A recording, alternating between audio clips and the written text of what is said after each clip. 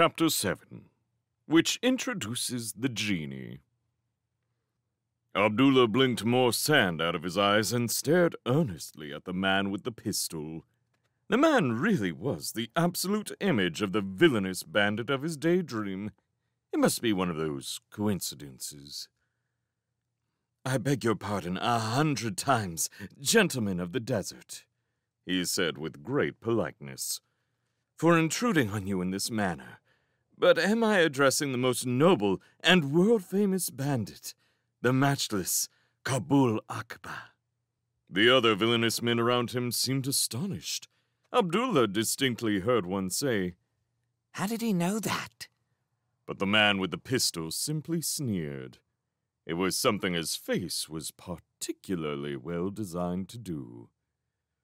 "I am indeed," he said. "Famous, am I?"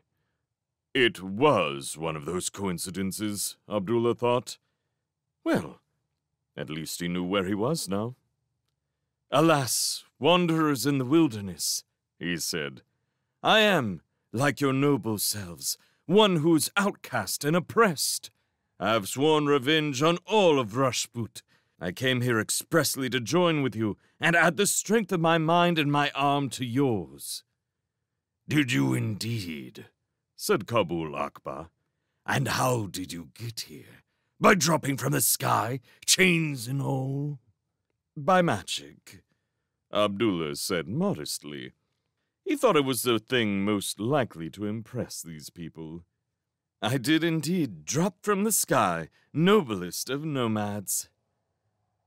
Unfortunately, they did not seem impressed. Most of them laughed.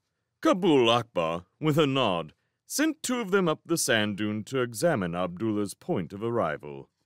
"So you can work magic," he said. "Do these chains you wear have anything to do with that?" "Certainly," said Abdullah. "Such a mighty magician am I that the Sultan of Zanzibar himself loaded me with chains for very fear of what I could do. Only strike these chains apart and undo these handcuffs, and you will see great things." Out of the corner of his eye, he saw the 2 men returning, carrying the carpet between them.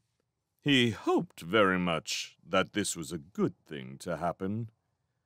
"Iron, as you know, inhibits a magician in the use of magic," he said earnestly. "Feel free to strike it off me and see a new life open before you." The rest of the bandits looked at him dubiously. "We haven't got a cold chisel," said one. "Or a mallet."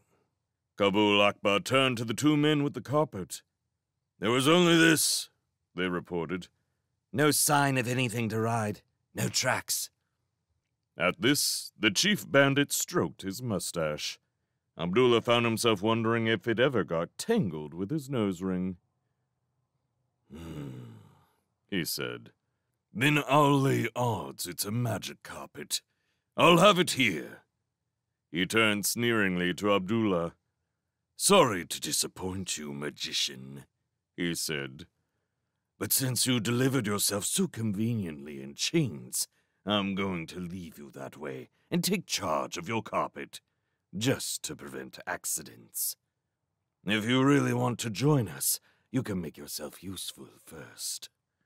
Somewhat to his surprise, Abdullah found he was far more angry than frightened. Perhaps it was that he had exhausted all his fear that morning in front of the Sultan, or perhaps it was just because he ached all over. He was sore and scraped from sliding down the sand dune, and one of his ankle bands was chafing brutally. "But I have told you," he said haughtily, "that I shall be no use to you until my chains are off." "It is not magic we want from you. It is knowledge," said Kabul Akbar. He beckoned to the man who had gone wading into the pool. "Tell us what manner of thing this is," he said, "and we may let your legs loose as a reward." The man who had been in the pool squatted down and held out a smoky blue bottle with a rounded belly. Abdullah levered himself to his elbows and looked at it resentfully. It seemed to be new. There was a clean new cork showing through the smoky glass of the neck, which had been sealed over with a stamped lead seal, again new-looking. "It's quite light," said the squatting man, shaking the bottle about, "and it neither rattles nor sloshes." Abdullah thought of a way he could use this to get himself unchained. "It's a genie bottle," he said. "Know, denizens of the desert, that it could be very dangerous. Do but take these chains from me, and I will control the genie within and make sure he obeys your every wish. Otherwise, I think no man should touch it."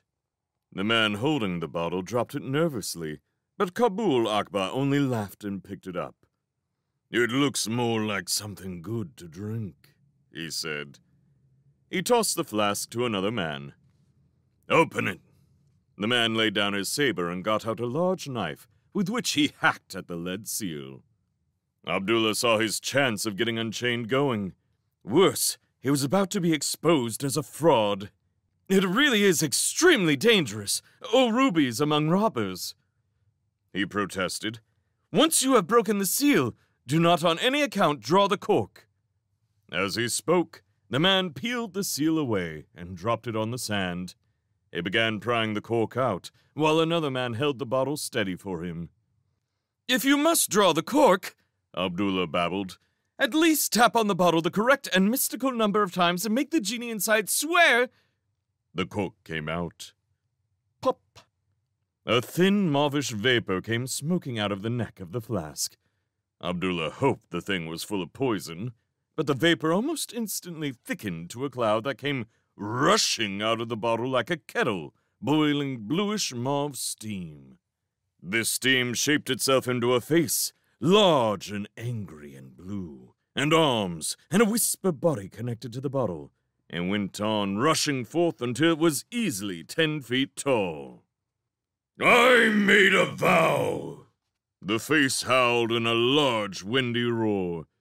"The one who lets me out shall suffer! There!" The misty arms gestured. The two men holding the cork and the bottle seemed to wink out of existence. Cork and bottle both fell to the ground, forcing the genie to billow sideways from the neck of the bottle. From the midst of his blue vapor, 2 large toads came crawling and seemed to gaze around in bewilderment. The genie came slowly and vaporously upright, hovering above the bottle with his smoky arms folded and a look of utter hatred on his misty face. By this time, everyone had run away except for Abdullah and Kabul Akbar. Abdullah, because he could barely move in his chains, and Kabul Akbar, because he was clearly unexpectedly brave. The genie glowered at the two of them. "I am the slave of the bottle," he said. "Much as I hate and detest the whole arrangement, I have to tell you that he who owns me is allowed 1 wish every day, and I am forced to grant it." And he added menacingly, "What is your wish?" "I wish—" began Abdullah. Kabul Akbar quickly rammed his hand across Abdullah's mouth. "I am the one wishing," he said. "Get that quite clear, genie." "I hear," said the genie. "What wish?" "1 moment," said Kabul Akbar. He put his face close to Abdullah's ear. His breath smelled even worse than his hand, although neither, Abdullah had to admit, was a patch on Jamal's dog. "Well, magician," the bandit whispered, "you've proved you know what you're talking about. Advise me what to wish, and I'll make you a free man and an honored member of my band. But if you try to make a wish yourself, I kill you. Understand?" He put the muzzle of his pistol to Abdullah's head and let go of his mouth. "What shall I wish?" "Well," said Abdullah, "the wisest and kindest wish would be to wish your 2 toads turned back into men." Kabul Akbar spared a surprised glance for the 2 toads. They were crawling uncertainly along the muddy edge of the pool, obviously wondering whether they could swim or not. "A waste of a wish," he said. Think again. Abdullah racked his brain for what might please a bandit chief most. You could ask for limitless wealth, of course, he said, but he would then need to carry your money. So perhaps you should first wish for a team of sturdy camels, and you would need to defend this treasure. Perhaps your first wish should be for supplies of the famous weapons of the north, or— "But which?" demanded Kabul Akbar. "Hurry! The genie is becoming impatient." This was true. The genie was not exactly tapping his foot, since he had no feet to tap, but there was something about his looming, lowering blue face that suggested there would be 2 more toads by the pool if he had to wait much longer. A very short burst of thought was enough to convince Abdullah that his situation, despite the chains, would be very much worse if he became a toad. "Why not wish for a feast?" he said lamely. "That's better," said Kabul Akbar. He clapped Abdullah on the shoulder and sprang up jovially. "I wish for a most lavish feast," he said. The genie bowed, rather like a candle flame bending in a draught. "Done," he said sourly, "and much good may it do to you." And he poured himself carefully back into his bottle again. It was a very lavish feast. It arrived almost at once, with a dull whooping noise, on a long table with a striped awning above it for shade, and with it arrived liveried slaves to serve it. The rest of the bandits rather quickly got over their fear, and came racing back to lounge on cushions and eat delicate food from golden dishes, and to shout at the slaves for more, more, more. The servants were, Abdullah found when he got a chance to talk to some of them, the slaves of the Sultan of Zanzibar himself, and the feast should have been the Sultan's. This news made Abdullah feel just a little better. He spent the feast still in chains, hitched up against a handy palm tree. Though he had not expected anything better from Kabul Akbar, it was still hard. At least Kabul Akbar remembered him from time to time, and, with a lordly wave of his hand, sent a slave over with a golden dish or a jug of wine. For there was plenty.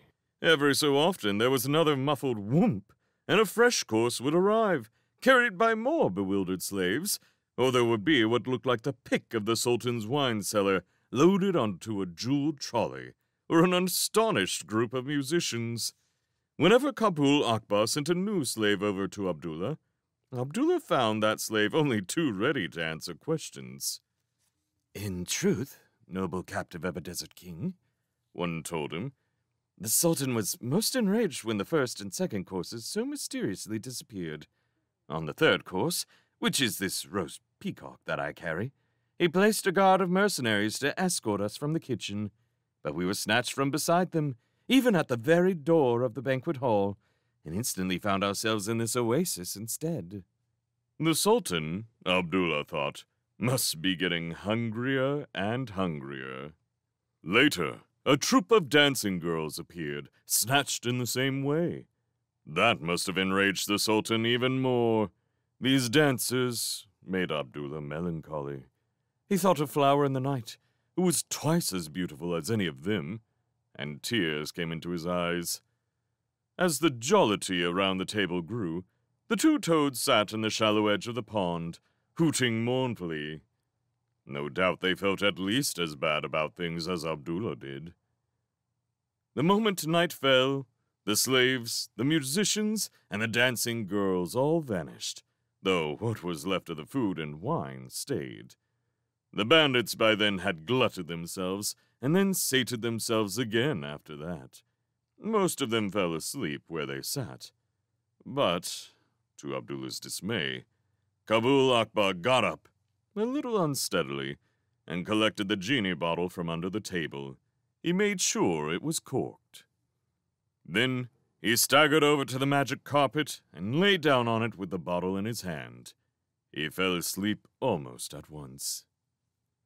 Abdullah sat against the palm tree in increasing anxiety. If the genie had returned the stolen slaves to the palace in Zanzibar, and it seemed likely that he had.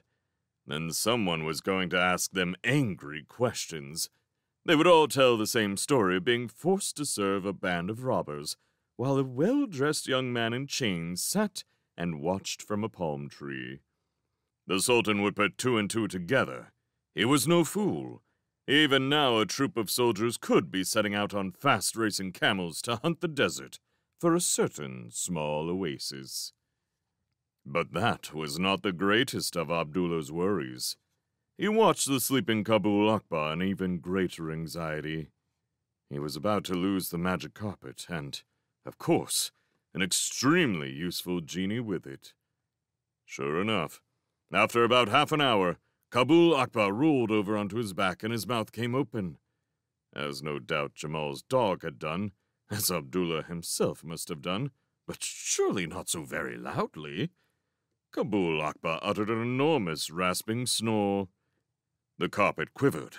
Abdullah saw it clearly in the light of the rising moon rise a foot or so from the ground, where it hung and waited. Abdullah conjectured that it was busy interpreting whatever dream Kabul Akbar was having just then. What a bandit chief might dream about, Abdullah had no idea, but the carpet knew. It soared into the air and began to fly. Abdullah looked up as it glided over the palm fronds above him and had one last try at influencing it. "Oh, most unfortunate carpet," he called out softly. "I would have treated you so much more kindly." Maybe the carpet heard him, or maybe it was an accident. But something roundish and faintly glimmering rolled off the edge of the carpet and dropped with a light thunk on the sand a few feet from Abdullah. It was the genie bottle. Abdullah reached out as quickly as he could without too much rattling and jingling of his chains, and dragged the bottle into hiding between his back and the palm tree. Then he sat and waited for morning, feeling decidedly more hopeful.